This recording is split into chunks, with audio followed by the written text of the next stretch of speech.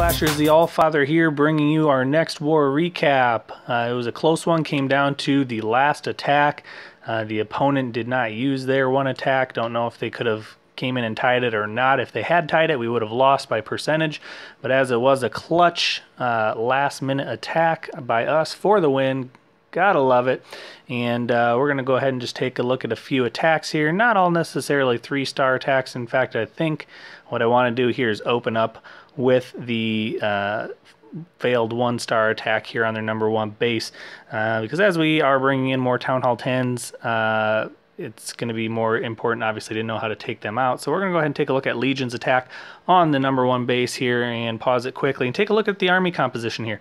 Now, obviously, this is not a max base, but it's getting there. It's definitely, those archer towers and cannons are definitely leveled up. Notice it does not seem to have, does not have the max expos. It does have 3 level 3 expos and some Inferno towers. So it's a good sized base, level 51 combined heroes, and it's going to be bringing a GoVaho here, which no problem with the GoVaho choice. This is an anti-2-star base. He's going to have to get to the core. He's got the jump spell. He has 1 free spell, but the one terrible flaw I see there is those 2 heal spells.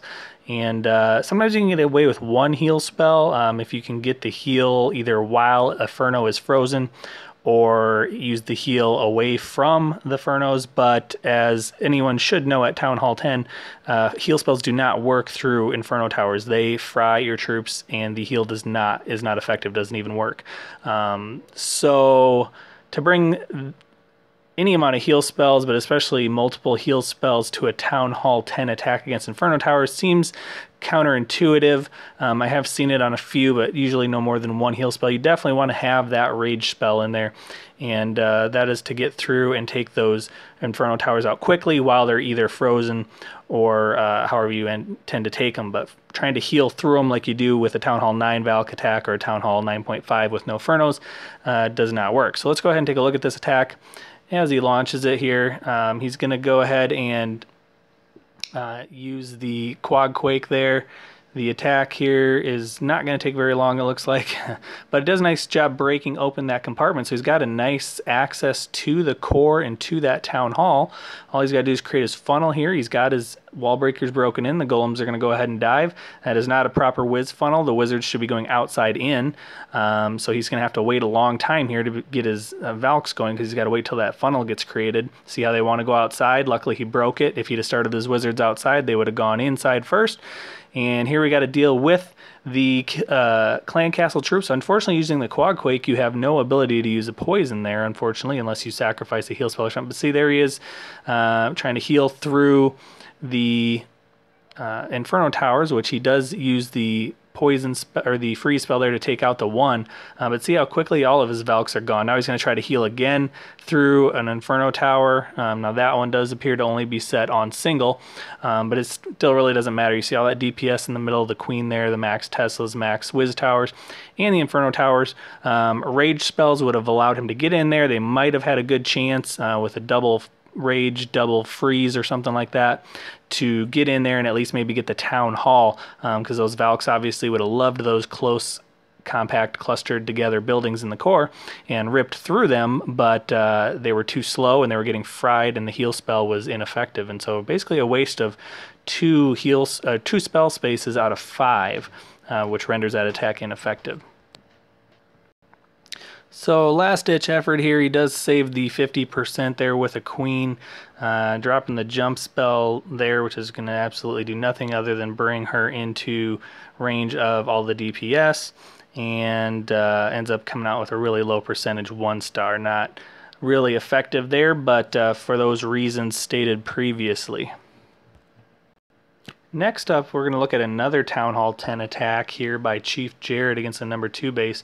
And you can see this is more of that anti-3-star base centered clan castle and the exposed Town Hall with the heroes sort of in the middle there. That first Inferno tower appears to be set on single, and so he's going to be able to get in there pretty easily and take it out. You see the heal or the spell composition is much better this time. He's got the jump. He's only got one heal. He's got the rage and the freeze. That's going to go ahead and get him through the first Inferno Tower pretty easily. And he's pretty much just going with a straight go wipe with some cleanup minions for percentage. Obviously not being terribly confident of 3-starring this one to secure a solid 2-star. So we'll go ahead and take a look at this attack and see what was better or not with this one. Nice golem spread there.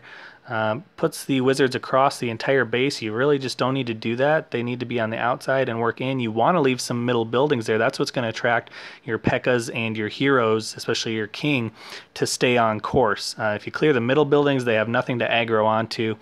And that's why a lot of people get P.E.K.K.A. circles, and these P.E.K.K.A.s want a circle. They want to do it so bad, but luckily he's got enough of a funnel created that they do go there. He uses that rage to get in there. He's going to go ahead and freeze that Inferno Tower quickly. That's also going to freeze some of those troops, and he's going to be able to plow through the core pretty nicely with that Inferno Tower down. Now that heal spell makes a little more sense, at least until they get into range of the second heal, or the second Inferno Tower, so he's going to get a little bit more benefit out of that heal than that first attack that we saw by Legion against that #1 base. And but it's pretty much over at this point. He's only cleared about 40% of the base, and that's where those minions come in. He's going to go ahead and pick off some of those outside buildings for percent and secure, I believe, another low 50s, maybe 60% 2-star attack. So there's a minute left, but it's just clean up for percentage. We'll go ahead and fast forward to the end, see where that ends up. Obviously the anti-3-star base allows a little easier 2-star here, and he's able to pull off a low level 60% attack but get the 2 stars on it. So nice job there, Chief Jared. Next up is Jack and Jill against anti-2-star base here. Pretty low level, only one level 1, one level 2 expo here. He's bringing a GoVaho of sorts. Not too much hogs, just enough to kind of clean up the backside. But here is a good example of how to create your funnels. He uses just a couple wizards, not too many. Did drop some in the middle though, and that's why you're going to see his BK start to circle. The Valks go towards the clustered buildings, but the BK is going to target the closest thing, which is now, because of clearing those buildings, the outside, and they walk, but the king is now tanking for the queen, so that's actually going to work out okay. Drops that early heal spell there while everything's breaking into the core. A couple of Valks go outside and start targeting those outer buildings, but enough of them go into the middle. The only danger here is if that had been an air clan castle, it would have toasted his golems and his Valks, and there would have been no help for them, but this is probably a follow-up attack. He probably knew there was not dragons or loons or anything in there, so that works. Uses those remaining spells in the core to bust through there, and now he can drop his hogs from the outside. There's not a whole lot of defenses left. What is left, the golems are going over and tanking for. They're soaking up all the hits from the Teslas and the other defenses. He has that remaining heal spell for that little pocket of defenses, and they're all going to go down really quickly. And looks like Queenie split off from the king somehow. Didn't really see when that happened. That was kind of odd. They all went to the left, and then the queen backtracked and went around to the right while the king stayed down at the bottom. That Wiz Tower is now targeting the king. The defense targeting golems and hogs go ahead and take everything out, and it's just a matter of cleanup. Actually a good thing the queen's on the other side there, because she can clean up that backside now while everything else goes around the other way, and takes that base out pretty easily. Again, not a really high level base, not an anti-3-star design, but just really nice use of using those Valks to bust into the core and take out the center of the base while everything else cleans up the outside. Look at a couple more here. I think we got time for that. We're going to take a look at Pastor Ryan's attack here against number 13, Dog. And he's going to do a Shattered GoVaho here. Looks like the army composition. Look, spells are pretty standard there. And here is how you do a funnel right there. You do just a few wizards on the outside to flank. Clear those outer trash buildings, drives everything to the middle. See, he's got his golems and his Valks and his heroes going in there. So perfect funneling job there. Goes ahead and drops the early spells, jump, heal, and rage all there. And apparently didn't feel the need for a poison because of the low-level clan castle troops there. I would have gone ahead and used a poison just to slow them down. Really only need one poison left for backside for hogs. So ends up using it somewhere right in there. I didn't really see where, and maybe there were some skellies there. But I like to use the poison on the first push with the big clan castle as it comes out. and then use the single one once we've seen both skelly traps pop and they're starting to target hogs. He goes ahead and uses it, doesn't even need the second one, and there's nothing left to target them. Has a ton of hogs left. A few get flipped.